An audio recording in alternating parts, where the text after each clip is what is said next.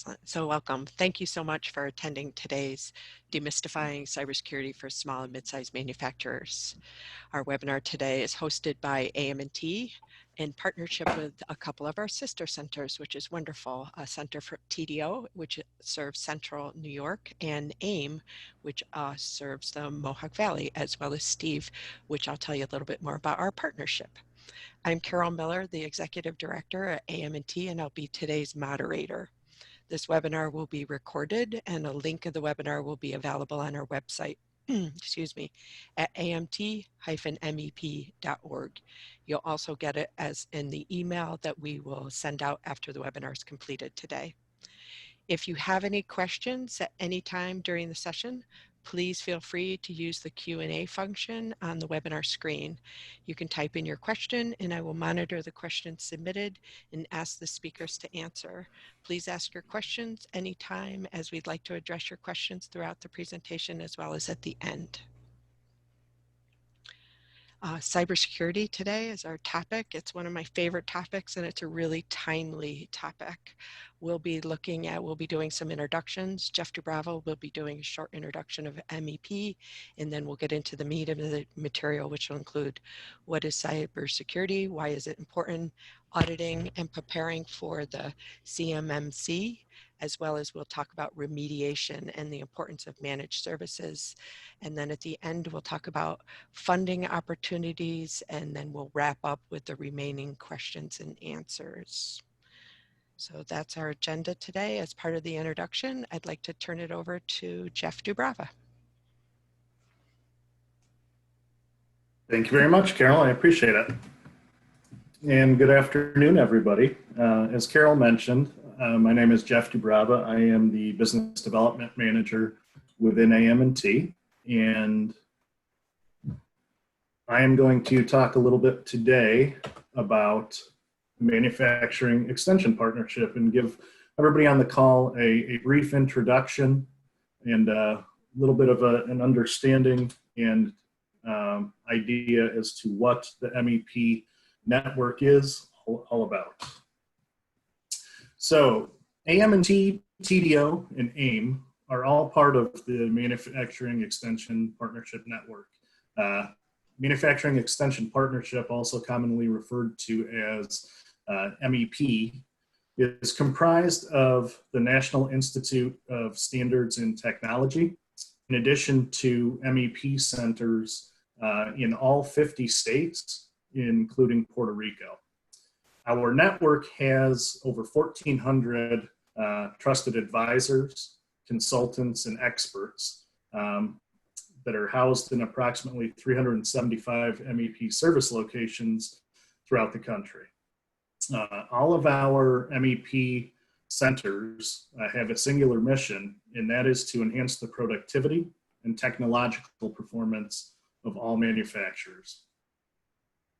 From a results perspective, talking about the MEP network, the projects that we work on, as well as the engagements, have resulted in creation or retention of over 114,000 jobs. We've increased sales and retained sales of over 15 billion. And from an investment perspective, in new U.S. manufacturing, our work has resulted in over $4.5 billion in investments. And projects that we've worked on in areas of continuous improvement, for example, have resulted in savings of over $1.5 billion.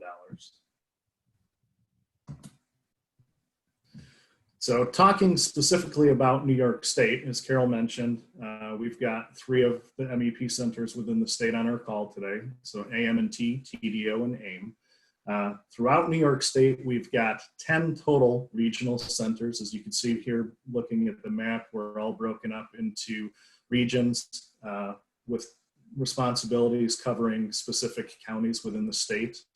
We've also got a statewide arm known as Fuse Hub, which I'm sure everybody is familiar with as well. And together, we all work on this common MEP mission, which again is helping all of our manufacturers to plan, perform, profit, and grow.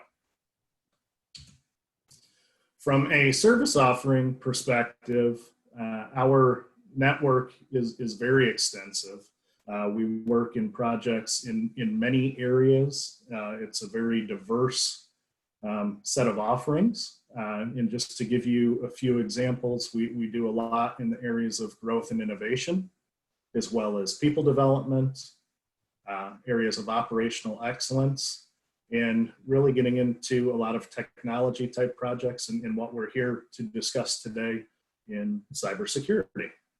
So again, I just wanted to give everybody a brief introduction as to what the MEP network is all about. And I'm going to turn everything back over to Carol. Thanks very much for attending. Excellent, Jeff. Thank you so much. I think it's helpful to put it in context of what our role is today, as well as what our role is in our communities.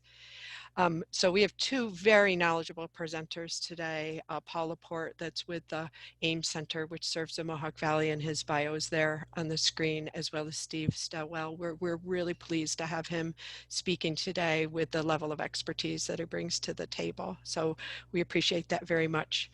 Before I turn it over to Paul, though, I'd like to do a quick poll for folks.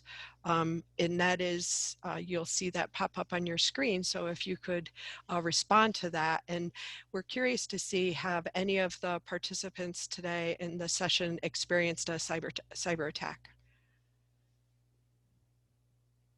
Great, I'll give a couple more seconds. That's fantastic.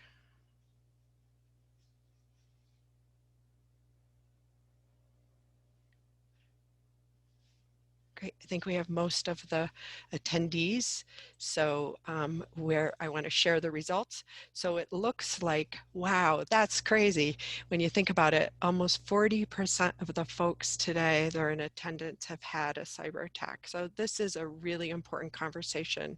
And the other 54% have been just lucky. And one person doesn't know, which means it could be yes, you never know. So that's fantastic. It's great information, and I think you'll get a lot of value out of today's session. So thank you very much for that information. It's helpful to understand our audience.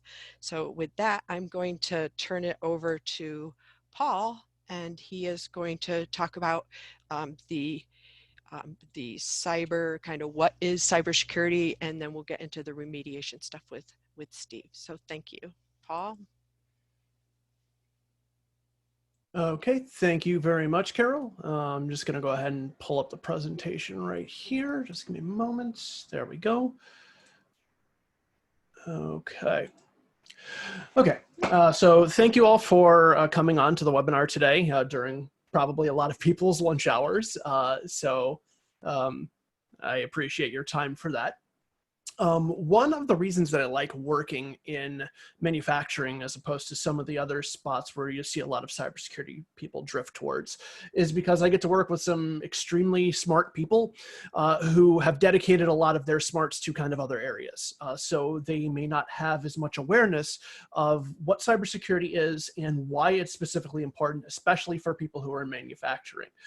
So that's kind of the reason I took this job, was to help those people navigate this area that they may not necessarily be familiar with, but with a little bit of time and a little bit of effort, they can make themselves so much more protected than they would if they just didn't devote any time to it. So my presentation is going to be predominantly focused on some of those kind of common misconceptions in cybersecurity, talking a little bit about what cybersecurity specifically is, and talking about how you as a small manufacturer can really start to work towards being responsible for your own cybersecurity. So starting off, let's go ahead and look right at the basic definition of what cybersecurity is. Excuse me, Paul, would you like to share your presentation? Oh, I thought I did already. I am so sorry. Nope, that's fine. Thank you. Give me one moment here, and I thought I had selected already. So I clicked on the item to share, but I didn't actually click the share button. So there it is. Okay. It's usually my mute button for me. So yeah, I made sure the mute button was unchecked, but I didn't know that. Okay. So now that we have the definition actually popped up so everybody can see it, cybersecurity is the body of technologies, processes, and practices designed to protect networks, computers, programs, and data from attack, damage, or unauthorized access. In a computing context, security includes both cybersecurity and physical security. Now, this is A lot of kind of jargon thrown at you at once. So let's go ahead and just take this definition and break it down piece by piece and really look at the more important parts of it. So cybersecurity is the body of technologies, processes, and practices. Now, everybody really thinks about technology when they think about cybersecurity, but just as important and arguably more important is the processes and the practices that we use to protect ourselves, not just the programs we buy or the services that we use or the pieces of hardware that we actually connect to our network. Those are equally as important as making sure that we're actually just doing the right things to make sure that we're handling our information responsibly. Designed to protect networks, computers, programs, and data. So again, everybody thinks about these first few things here when they think about cybersecurity, but data can be more than just stuff that's digitally stored in our infrastructure. It can be more than what's on our servers and our computers. It can be blueprints. It can be notes written down in a physical notebook stored in a real world filing cabinet. Those are things that we're looking to protect as well in cybersecurity. And that's another reason why you will sometimes hear cybersecurity described as information security, because we're not just looking to protect stuff digitally, we're looking to protect all the information that we are trying to keep safe as a whole. From attack, damage, or unauthorized access. We're always concerned about people who are trying to do us damage maliciously, people who are trying to actively seek out and do us harm. But we're also looking to just protect ourselves from general damage, things that can happen as a result of natural disasters, people who have just deleted a file by accident and making sure that we can get that back or prevent that from happening. We're concerned about those things when it comes to cybersecurity as well. And in a computing context, security includes both cybersecurity and physical security. Again, everybody thinks of the technological side of it, but we're going to be concerned about the physical aspect as well. We'll talk about that a little bit more as we get into the presentation. So when I go to a lot of manufacturers, the first time I kind of walk through the door, if they're not really familiar with cybersecurity or they have some misconceptions of it, I kind of hear a lot of similar things. I'm too small to be attacked. I'm a machine shop of 10 people. We're making screws that typically go into cabinets. I don't really need to be worried about cybersecurity. This is not something that's going to happen to me. I have more important things to worry about. I have products to develop. I have a customer base to build. I have people to advertise towards. I have production to worry about. Cybersecurity is not going to be terribly high on my list of things to do. And I usually respond to them with the following question. Do you have insurance? So insurance is something that nearly every business has. Either you have to have it or you voluntarily choose to have certain elements of it. And why do we do that? We have that because we're looking to protect ourselves from unlikely but damaging events. So, if we get fire insurance to make sure that our building doesn't burn down, and if it does, then we can get money back to recoup the cost of that. Same thing for like a flood or other types of disasters that might happen, even physical theft and things like that. Now, the interesting thing about these kind of cases is that a lot of companies wear that sort of thing as a badge of honor once it happens to them. If you go through a lot of company history is on like their About Us section of their webpage, a lot of them you'll see, hey, we had a fire in 1965 and we lost everything. We had a flood that destroyed half of our building and we recovered from that. And you can kind of wear that as a section of pride. In these cases, with insurance, companies can afford to react after the disaster has happened to them. Cybersecurity and the types of incidents that come from that are a little bit different in that they don't predominantly affect you in a way that you can recover from by just throwing money at the issue. Cybersecurity attacks irreparably damage a business in a particular way, and that is their reputation. If you lose equipment in a fire, you can get money back and you can put that back into place. If you lose your customers' data as a result of a cybersecurity attack, yes, maybe you can get the data back. Maybe it wasn't even that important to begin with, but the thing that's going to cause the lasting damage to you is your reputation. Your customers are not going to trust you as much as they did before, if at all, because you have put their information at risk. Furthermore, if you're working for somebody in a supply chain, if you make their information vulnerable because of something that you should have done but didn't, you can be susceptible to litigation, legal action, lawsuits, lots of different things that can happen to you, especially if you work in something like the Department of Defense, if they determine that you put them at risk unnecessarily. in these cases, being reactive to the disaster isn't good enough. You have to be proactive to it. Now, when you take a look at all these things together, coupled with the fact that small and medium manufacturers are actually one of the most popular targets for cyber attacks because of some of the reasons that we just spoke about.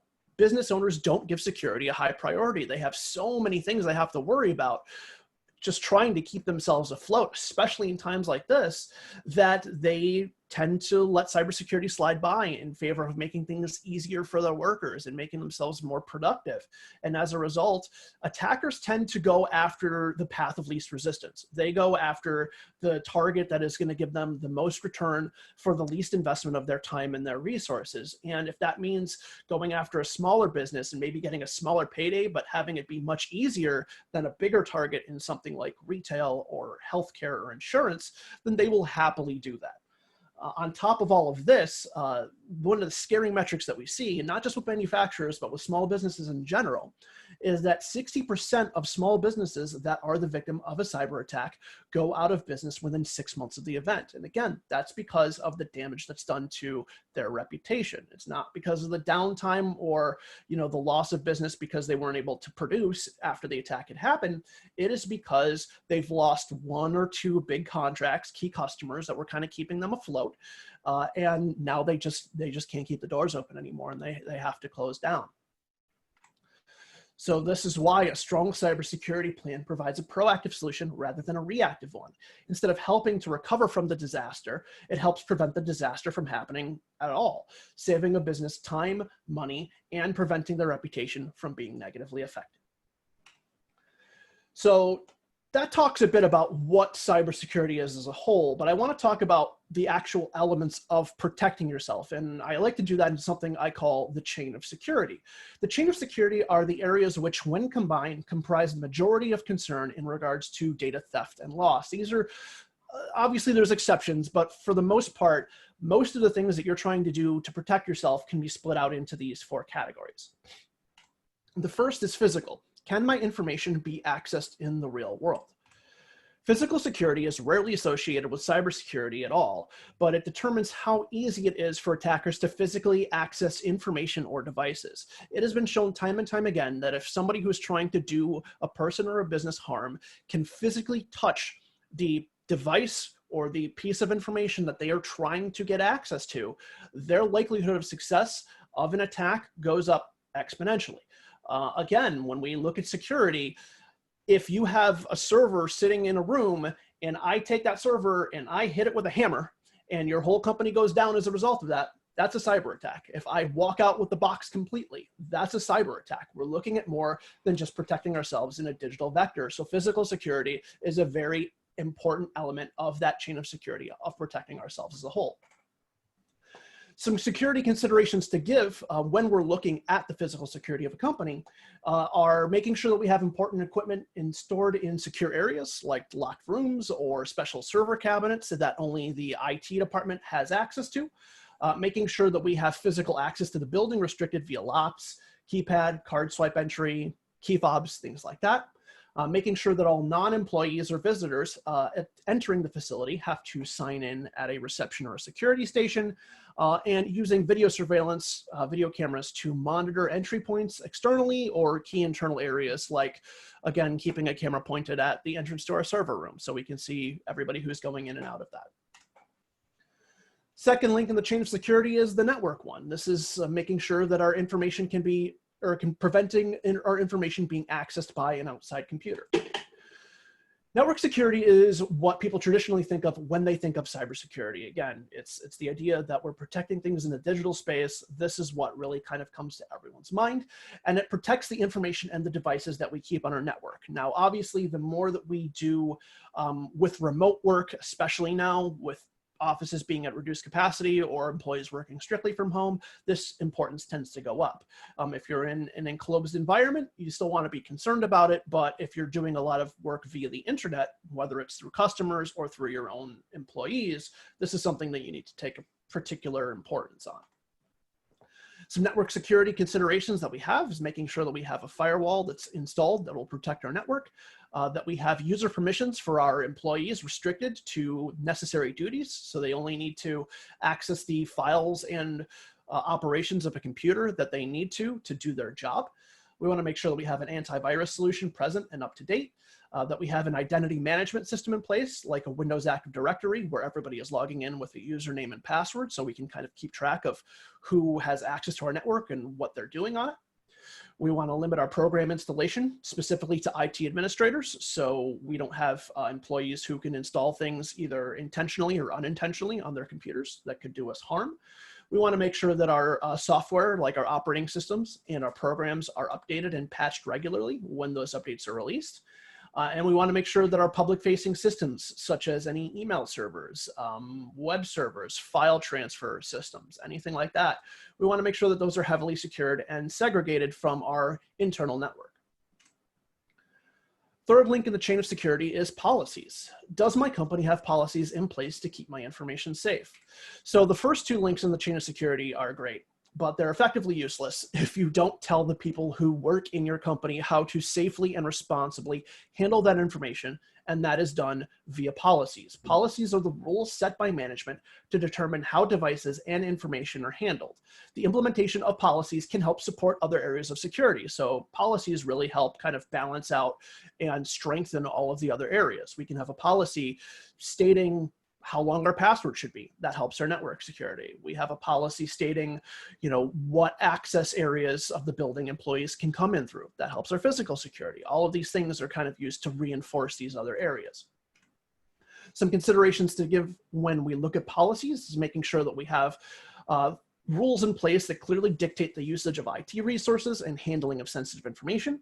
We want documented references and restrictions on things like cell phone usage for cameras, taking pictures and things like that, password lengths, thumb drive usage, etc.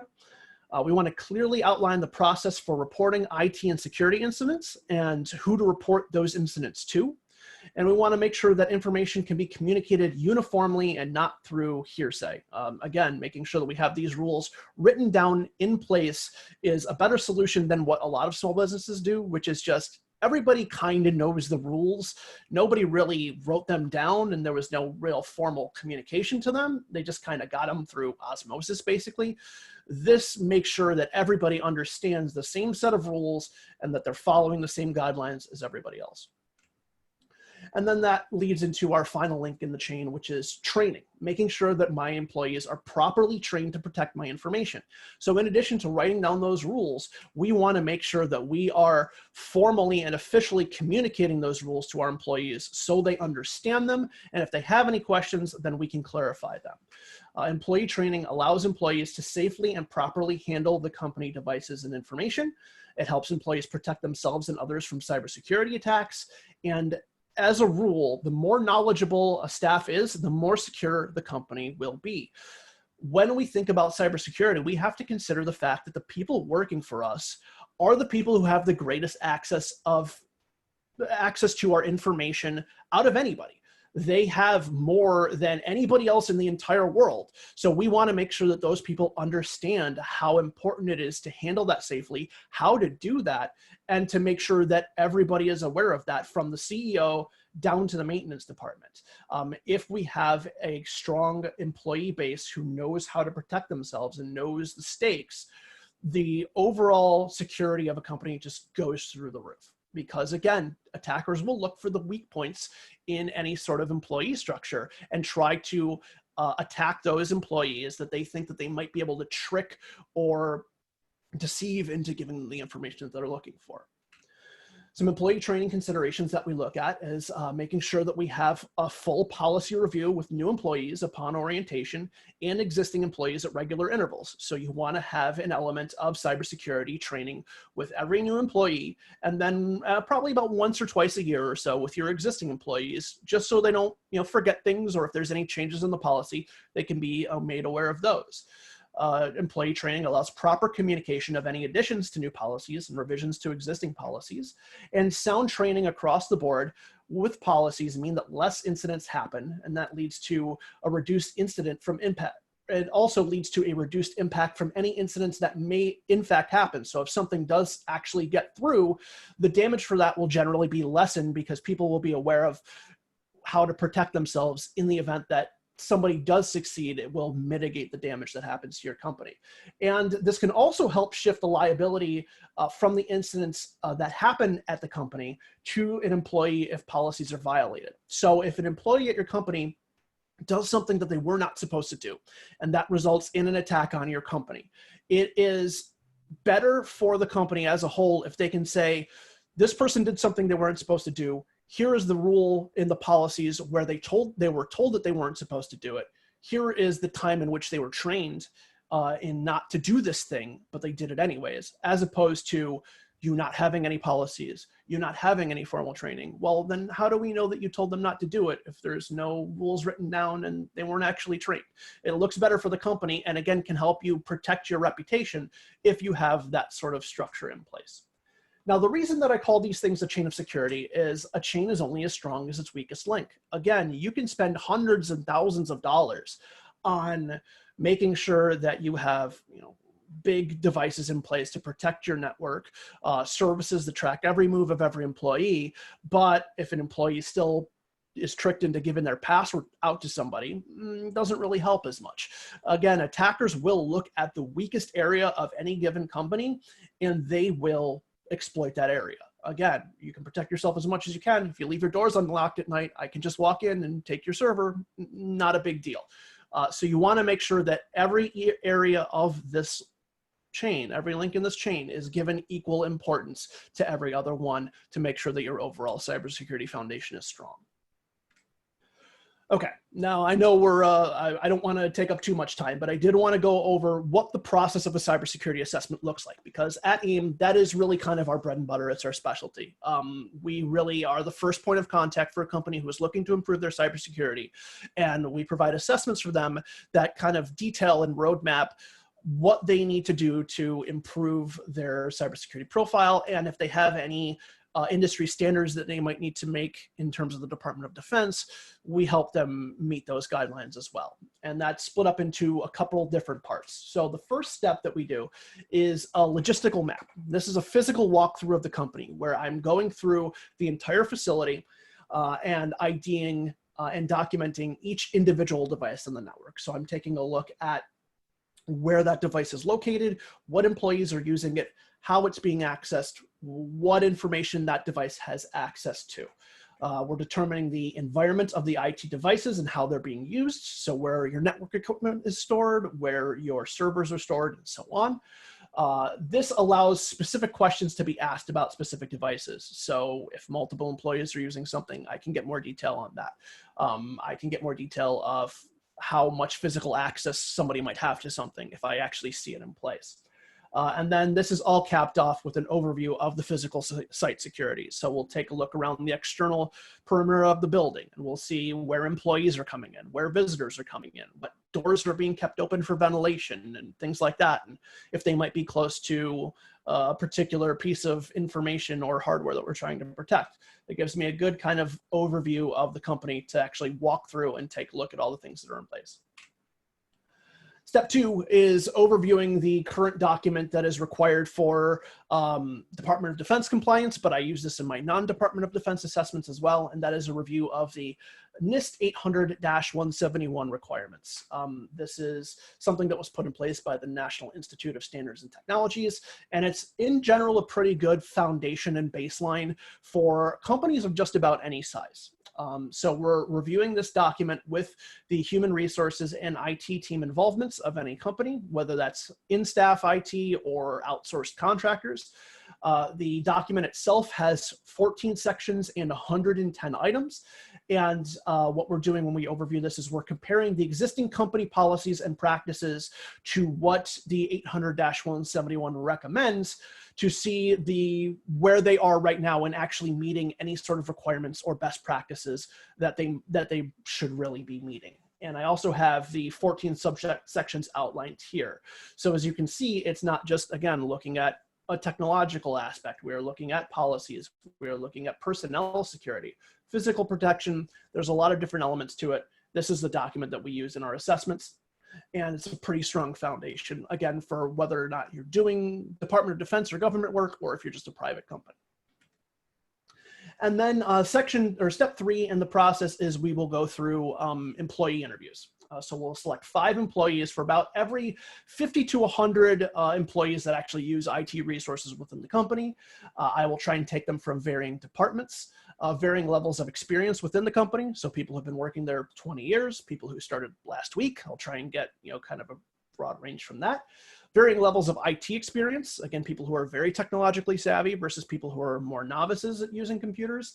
And I'll try and also mix between general employees and supervisors and management. And what I do is I then take these people and ask them the same series of questions. And I'm doing that to find discrepancies in any sort of policies or communications and training. So maybe one department understands the policies one way and another department understands them a different way. We're trying to figure that out. We're trying to see what one area may know or believe over another. If there's any mechanisms that are put in place for security that people aren't using, or people might be confused about who to go to in the event that something happens, this is where we kind of find out those details. I always stress that this part's not for disciplinary purposes. I'm not looking to get any employees in trouble. We just want to find out who knows what. So if we need to dedicate additional training to a specific department or person, then we can identify that. Once this is all done, then we provide them with an assessment report. So this assessment report lists the issues that were found in the assessment. So we'll take all 110 items in that 800-171 and see where you stack up against all of those requirements. In addition to that kind of holistic look, we also take a closer look at the areas that we feel that you're not meeting in terms of that document. Anything that you may be what we consider non-compliant or partially compliant in. And then we will give you a remediation plan that further documents and outlines the remediation steps for that non-compliance. So basically the recommendations that we would make for you to actually fix those issues. And Steve can talk about that a little bit more in his hunk. And when we do that remediation plan, we also like to prioritize the different areas that you might be non-compliant in to show what's going to give you the most importance to fix. If it's a critical issue, fix it immediately. Very high, try and fix it within 30 days. High within 60 days, medium within 90, and low at your best discretion.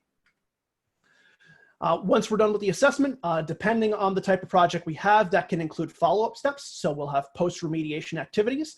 We can work with a company to help develop a plan of action. So we can actually help you put in place some sort of formal document to say, okay, here's what we're working on. Here's when we plan on having it in place by. So you can provide that to contractors, Department of Defense, people who might require that sort of thing. We will also potentially work with you to do a follow-up assessment, to recheck you in so many months to see where you're at with your updated compliance for the 800-171 standards. We'll take a look at the trouble or non-compliant areas from the previous assessment and then provide a revised assessment report showing updated compliance. If we go through that second time and we find that you're meeting all the requirements, we'll provide you with a completion letter that shows that you are meeting all of those things, or if you have a plan of action in place to meet those things that you aren't. And then you can use that completion letter, again, as further evidence for any contractors who might require that sort of thing, or you can use it as a marketing tool. You can use it as a way to bring in new business to say, hey, we're meeting this recognized standard of cybersecurity as a means to try and protect you. This is why you should give your business to us.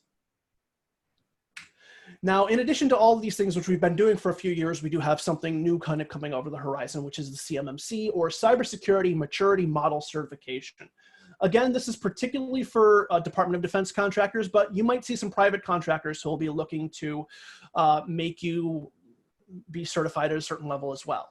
So I did want to kind of talk about it briefly at the end of my presentation. The CMMC builds on existing 800-171 requirements. So in addition to the 110 requirements, there's about an additional 20 controls on top of that are expected to be met. It is an official certification that requires a full audit. So it's going to be something similar to like an ISO certification or AS9100. It is actually a process that you'll go through as opposed to a self-assessment like is the case currently. There are 5 levels of certification. Most DoD companies that are handling controlled unclassified information, or CUI, these companies that are beholden to the current DFARS clause, are probably going to need to require level 3 certification. So that's something to keep in mind. Again, that 110 items plus the additional about 20 or so controls that the CMMC introduces.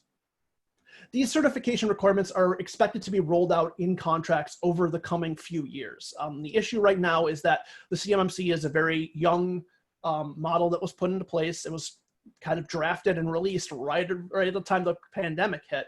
So they are still in the process of selecting and training assessors for this. So that is going to take some time for them to do. And as a result, the rollout is not going to be all at once. It's going to be gradual to kind of coincide with that development of assessors to meet the need for actually providing these certifications. However, manufacturers are still encouraged to start preparing for this now.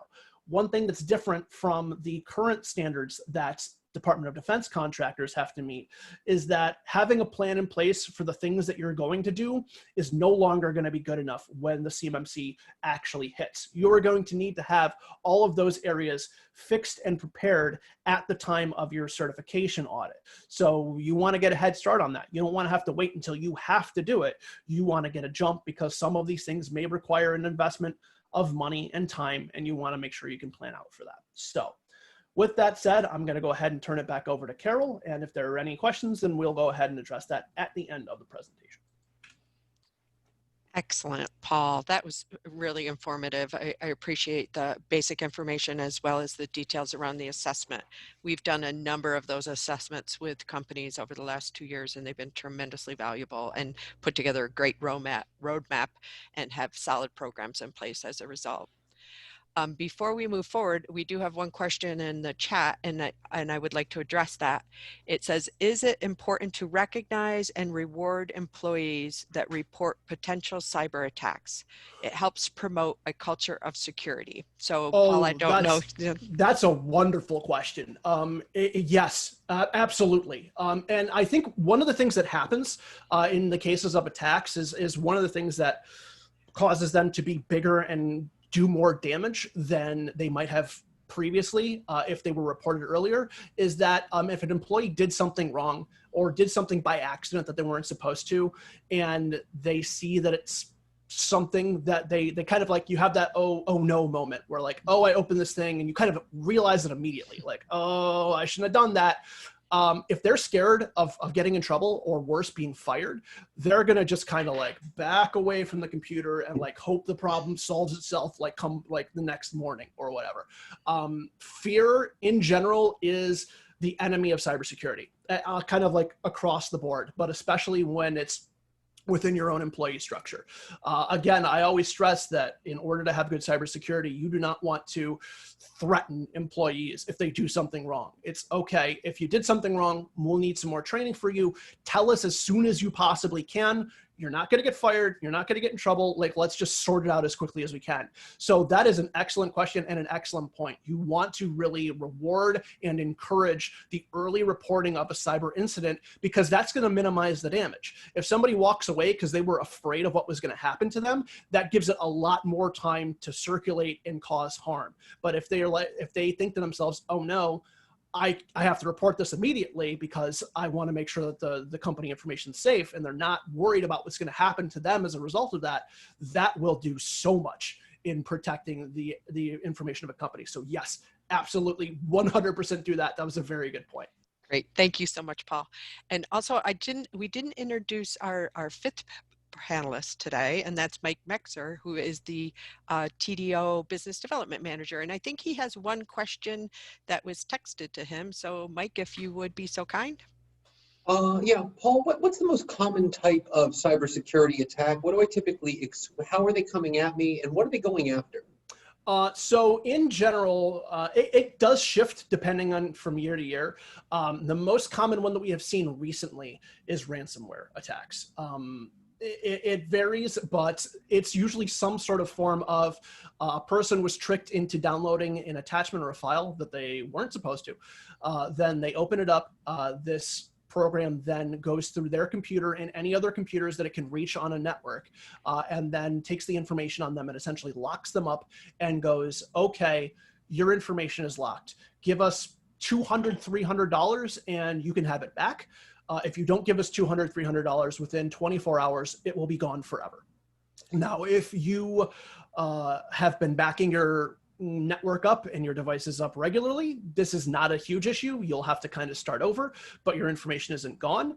But if you're not backing things up and your employees do have the ability to install those files, that is where we run into issues. And we have seen large companies, this is especially popular in like municipalities, like schools, governments, hospitals, things where time is really kind of critical.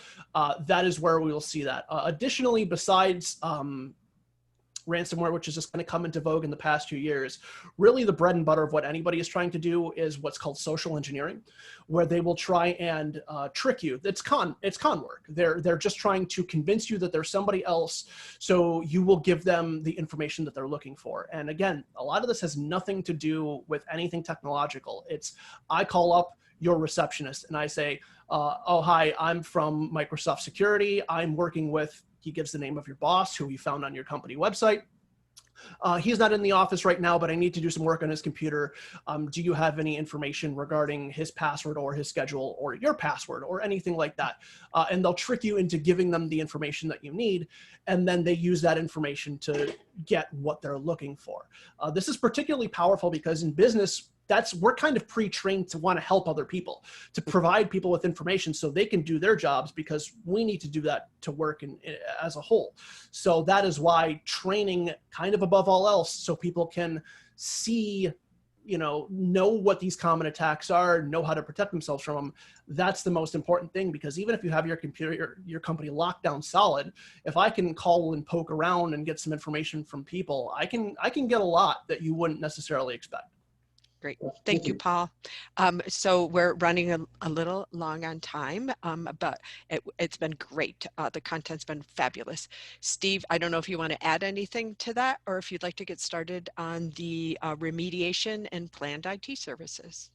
No, I'll get started. I will make one comment that one of the things with regards to social engineering that I've seen or actually read about, especially with the work from home strategies that we're all pretty much facing, is, a lot of times the bad actors will be out there combing LinkedIn for new employees, and they'll call up pretending to be the IT guy for that particular company. So that's another just consideration when you're educating your employees, even during the onboarding phase, as to who they should be expecting calls from. So with that said, I will get my screen going here. Thanks, Steve. That was a great comment. I appreciate that, because I think that would be a real vulnerability point. Yeah, no, absolutely.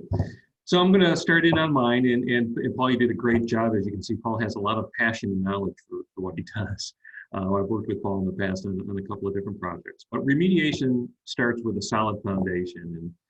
And when we build a solid foundation, risk is mitigated, downtime is reduced, overall operation is not as severely impacted by a data breach.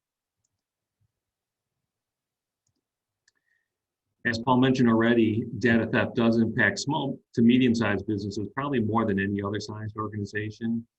43% of cyber attacks target those small businesses. Only 14% of small businesses today have the technology and ability to mitigate cyber risks. 60% of small companies go out of business within 6 months of a cyber attack, and 48% of data security breaches are caused by acts of malicious intent, whereas human error or system failure account for the rest. Really, bottom line, the goal of a malicious attack is to steal or encrypt a company's data with the intention of holding it for ransom. Remediation often includes a partnership with an MSP, managed service provider, which Contact Solution is a managed service provider, to address the gaps uncovered during a cybersecurity assessment. So those 110 controls that Paul mentioned, we come into play to help remediate those, those open gaps, if you will. And most of you on the webinar today are here because of cybersecurity concerns, or maybe you're doing business with the federal government or DoD, which puts NIST into play. This graph represents the 5 components of NIST, which include identify, protect, detect, respond, and recover. In the upcoming slides, I'll cover how IT services address these. The 4 pillars of IT services that I'll be reviewing today include IT managed services, security threat monitoring, cloud data backup, and business continuance or disaster recovery. They usually go hand in hand. These 4 pillars help build a foundation that not only address the identified gaps, but also help create a plan or process in the event that something should happen. The first pillar is IT managed services. Most MSPs, we all have unique elements that set us apart and adds value to you, the customer. But the basic components should include what I have listed here, starting with proactive monitoring, which is an always-on service, so 24/7 by 365 days a year, providing real-time alerts. The tools an MSP, hold on one second.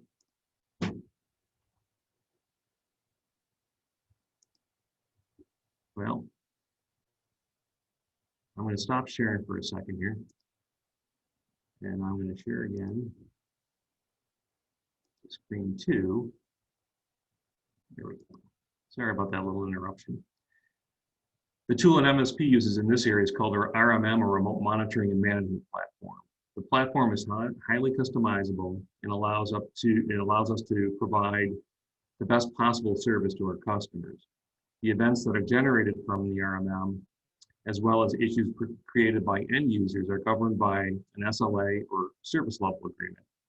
The SLA puts forth the parameters that guide our response, whether it's a critical issue, which is business impacting, high issue, or normal issue, and adherence to the SLA is critical.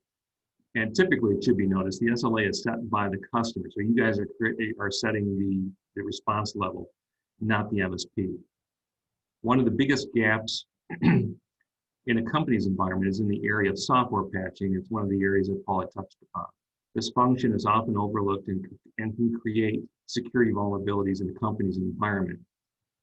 Ongoing and typically monthly patching addresses security vulnerabilities, bug fixes, and helps improve functionality, usability, and performance.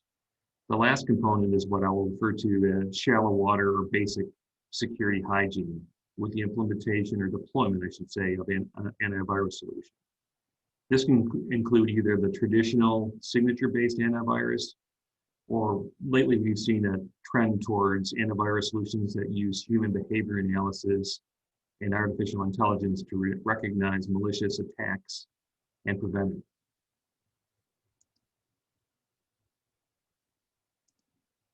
The second pillar is security threat monitoring, sometimes referred to as MDR, Manage, Detect, and Respond. And this is more of a deep water security process as opposed to antivirus, which is really only concerned or addressing basic security hygiene. Security threat analysis takes a deeper dive. Typically, a network appliance is placed in the company's environment. It captures data across the entire IT infrastructure. That traffic is then shipped off real-time instantaneously to a security SOC, which is a security operations center. And with the use of advanced technology, it analyzes and identifies anomalies, separating out those non-actionable events and identifying what the real threats are. These events are alerted to the customer through the MSP's remote monitoring and management platform. The last 2 pillars I'm going to cover today are cloud data protection and disaster recovery. Cloud data backup is a service that backs up your data automatically, as Paul had mentioned before. The need for a manual process is eliminated, where you're using an external hard drive or a thumb drive and you're storing it in a safe place, as I put those in quotations. If you have to rebuild your data due to a malicious event, or even user error that corrupts the data, having a recent and clean set of data files can help reduce downtime. And I'll go back, I've conveyed the story a lot of times over the course of the past year, but I was engaged with a customer that was looking at our services, and we had done an assessment, a network assessment, and part of their current strategy, for backup was a manual process that they were doing weekly, or said they were doing weekly. And 2 days after we had gathered that information, an employee clicked on a malicious email or a link in a malicious email. The bad guys came in, couple of days later, they encrypted all their data. Well, in the aftermath of figuring out everything, it came to light that they were not backing up their data, and they had not been backing up their data for 4 years. So the lesson learned here is if you can automate any of your processes, highly encouraged to do so. And also, when you are looking at cloud data backup, if you're going to go that route, one of the things you want to keep into consideration is ITAR compliance. And ITAR often goes hand in hand with NIST. So make sure that the partner that you're using in that area, that their data center is ITAR compliant. When addressing data recovery and business continuance, take into account these 7 steps. The first one is form a team, and who should be on the team? Well, it's not just IT people. You should have your business leaders and any key stakeholders within the company.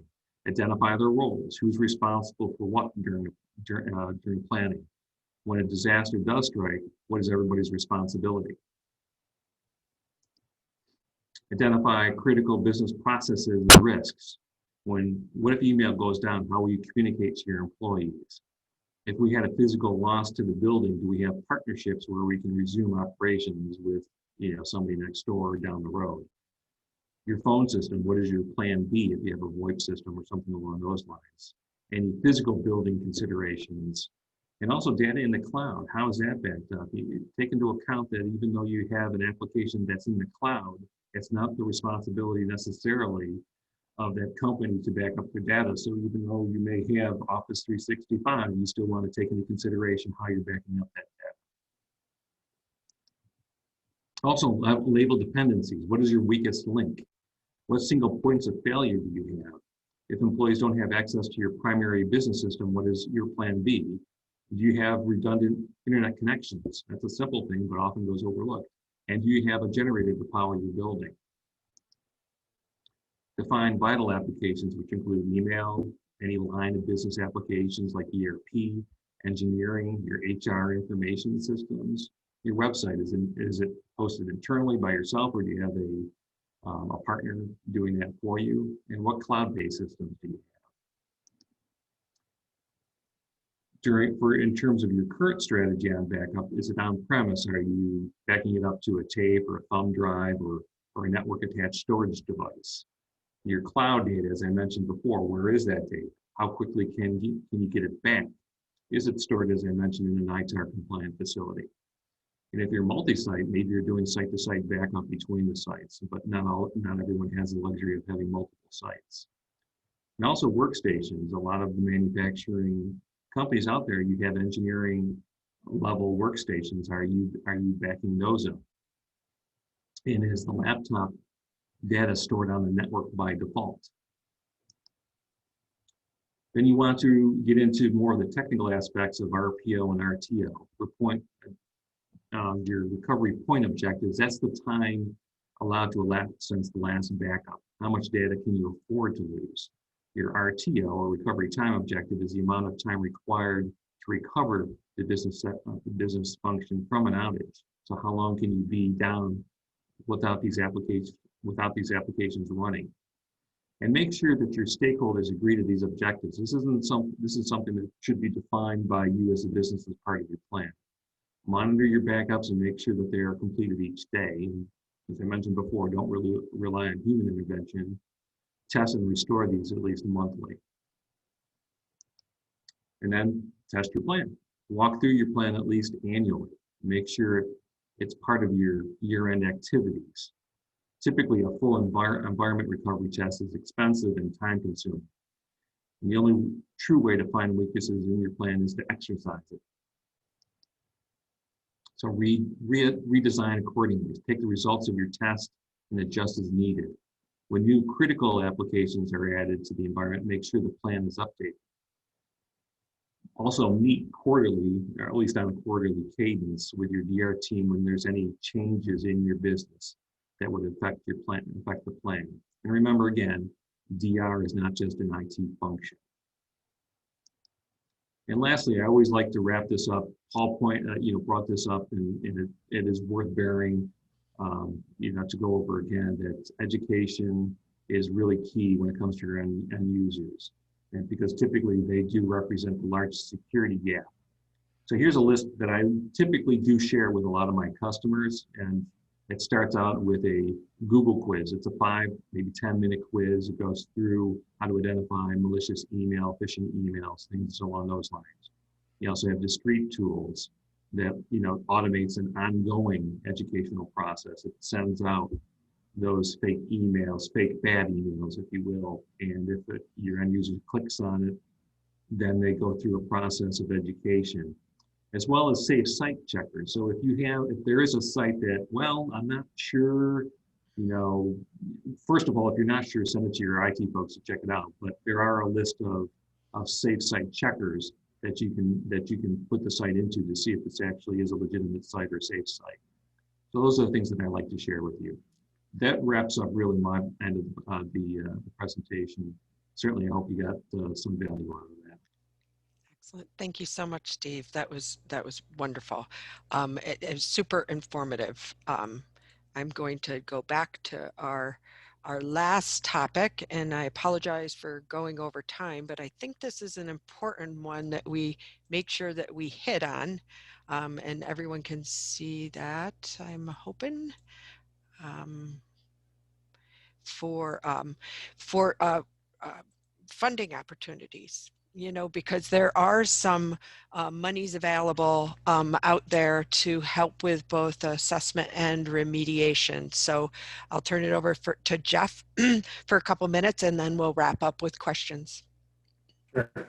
Thanks, Carol. So as Carol mentioned, we've got 3 grant opportunities that are available, and this is all of the MEP centers within New York State, the 10 regional centers I mentioned, as well as our statewide center, Fuse Hub, all have access to these 3 grants I'm going to talk about. So covers all regions within New York State. So the first one I wanted to talk about is for NYSEG, RG&E, and National Grid customers. There is a Manufacturing Accelerator Program grant that is administered by NYSEG, RG&E, and National Grid.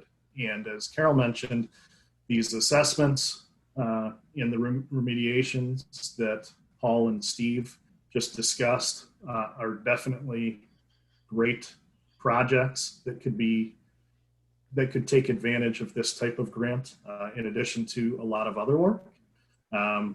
2 key components with this are you've got to be a manufacturer with manufacturing and AICS code, and you've got to be an electric customer of either NYSEG, RG&E, and National Grid. The second grant that we have availability to use is through Fuse Hub, as well as our regional MEP centers, and this is specifically for the cybersecurity assessment to be used for the NIST 800-171 assessments.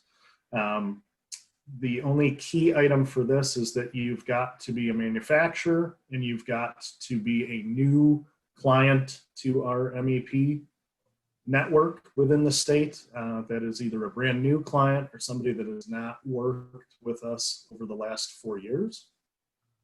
And the third grant we have is through Mohawk Valley Community College and Fuse Hub. There is a 2020 Cybersecurity Assistant Grant, and this is specific for Department of Defense Tier 1 and their supply chain to assist with the cybersecurity assessments. There are a few more detailed items that can be discussed regarding these grants. What I would recommend is if you have any questions on this, you can reach out directly to myself. If you are a Southern Tier company, Mike Metzger, who's also on the call if you are within Central New York, working with TDO. And then through AIM, Jeff Grimshaw is the business development executive for Paul's team at AIM. The 3 of us would be more than happy to address any of your questions and really get down to the nuts and bolts and discuss these in much greater detail with you. What I can say is these funding opportunities can help to significantly reduce any costs that may be associated with the cybersecurity assessments as well as the remediation. So it's definitely something that I strongly recommend you reach out to us and discuss in greater detail, because it will definitely help and significantly reduce costs. Also, if you're unsure about your location, you can reach out to any of the individuals that I just mentioned. We all work very closely together, being a part of the MEP network, and we will ensure that we get you to the right person or persons to discuss this with. So again, thank you very much. Just wanted to briefly talk about these funding opportunities. Great. Thank you so much, Jeff. Yeah, there's a lot of resources available, both expertise like Steve and Paul, as well as some funding opportunities that really can help you build your program in an effective manner. I'd like to open it up if anybody has any questions. Also, I will have the contact information at the end of the presentation for the 3 regions. Are there any questions? I don't want to hog it, but I do have another one. Excellent.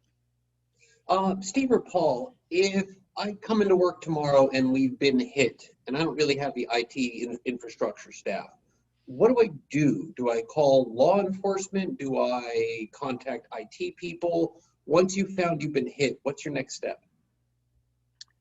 So, sorry, I will answer this shortly, and then Steve can, probably provide a more detailed answer. The best advice that I ever heard was actually from, I think it was somebody at Whitman, Osterman and Hannah, which is a law firm out of the Capital Region. And they were asked essentially this exact same question, and they had a way better answer for it than I did. The first person you should contact is somebody you trust. Because if you have an issue like that and you go out looking for an IT contractor or an independent contractor or something like that, unfortunately, we have seen in the past that sometimes they are willing to some people are willing to take advantage of you as much as the criminals are.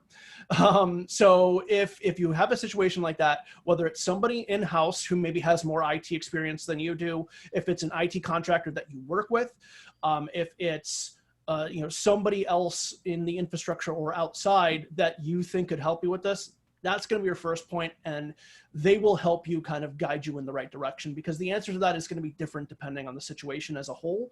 So you want to try and get as much trusted information as you can, as early as you can, and then you can go from there.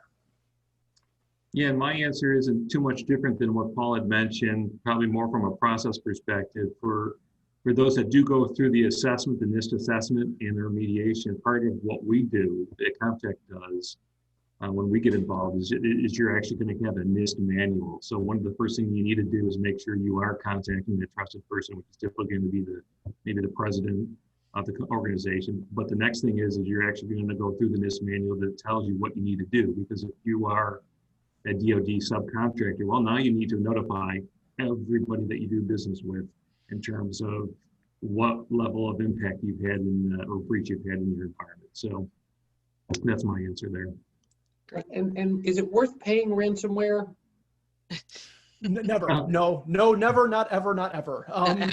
For 2 reasons. I will put a caveat in that, is that if you do it, don't feel bad about it. Like you do what you have to do.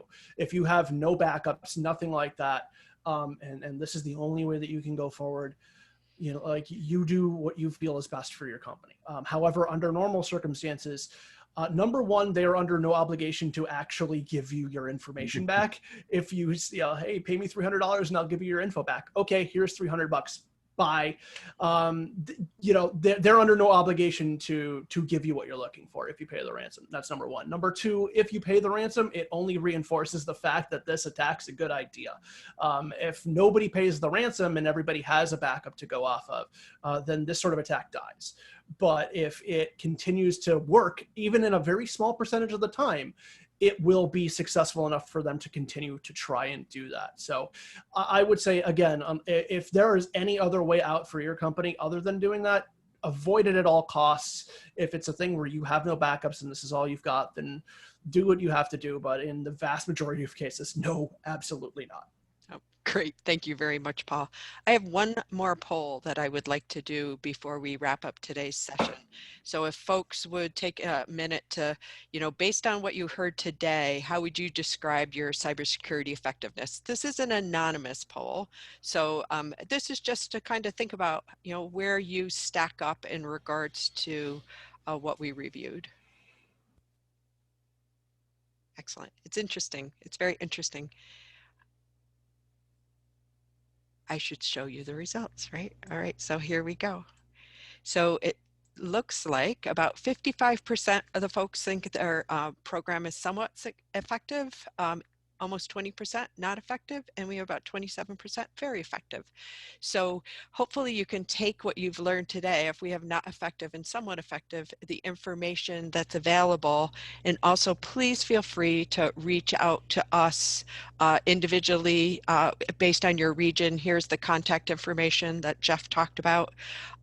Because there are resources, as I said, available for you to help build your program in an effective manner. And if you're a DoD provider in the supply chain, there are new requirements coming down the pike that you want to make sure that you get ready for.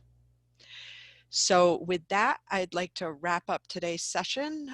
Thank you so much to our speakers, Paul and Steve. It was extremely informative. I appreciate your time, energy, and effort that you put into this. I know the community gets a lot of value out of it. After the session, folks will receive an email with a link to the recorded webinar. Also, the webinar will be available on AMT's website at amt-mep.org. Again, I'd like to thank you all for joining us today, and please be safe. Thank you. Thanks, Carol. Take care.